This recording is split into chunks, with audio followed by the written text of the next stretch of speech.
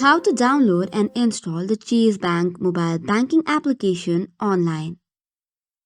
Hello everyone and welcome back.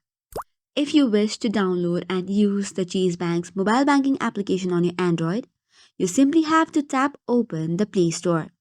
If you are on iPhone, just go to the App Store. Now on the search bar, type in Chase Bank. Locate the Chase Mobile US by JP Morgan Chase. Tap on the Install button.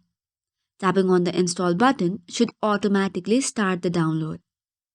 The total storage taken by this application is 79.57 MB. The download will depend upon the strength of the internet connection. Once the download is completed, the installation should also automatically start. Once the installation is also completed, you will see that the open button will be clickable. So you just have to tap open and then you'll be directed to the Chase mobile banking account and homepage.